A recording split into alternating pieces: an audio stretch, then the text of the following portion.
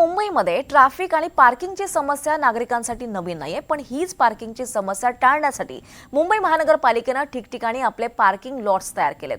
पण प्रभादेवीचा मुंबई महानगरपालिकेचं parking lot गेली वर्षभर बंद आहे, त्यामुळे स्थानिक नागरिकांना याचा फटका बसतोय। दरम्यान याचा आढावा घेतलाय आमच्या प्रतिनिधी जुई जाधव यांनी। मुंबईमध्ये पार्किंगची समस्या असते, मात्र याच समस्येवर तोडगा काढत मुंबई महानगरपालिकेने स्वतःचे पार्किंग लॉट्स तयार केले आहेत मुंबईमध्ये।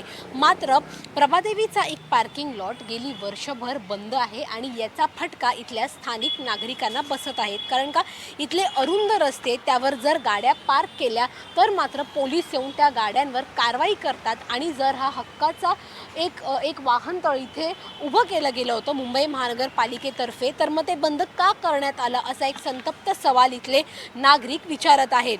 खरं तर हे जे वाहनतळ आहे ते एका महिन्यासाठी सुरू करण्यात आलं होतं, परंतु काही कारण न देता पुन्हा ते बंद करण्यात आलं आहे। त्यामुळे इथल्या नागरिकांच्या पार्किंगचा प्रश्न उपस्थित झाला आहे।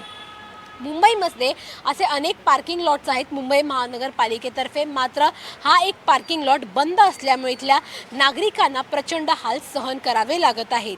व्हिडिओ जर्नलिस्ट सचिन सावंतसह जुई जाधव, NDTV मराठी, मुंबई। त्यामुळे हा पार्किंग लॉट बंद असल्यामुळे नागरिकांना मोठा फटका बसलेला आहे। प्रभादेवीतलं हे पार्किंग लॉट गेल्या वर्षभरापासून बंद आहे। हीच पार्किंगची समस्या टाळण्यासाठी मुंबई महानगरपालिकेने ठिकठिकाणी सगळे पार्किंग लॉट्स तयार केलेत, मात्र हा प्रभादेवीचा मुंबई महानगरपालिकेचा पार्किंग लॉट वर्षभर बंद आहे।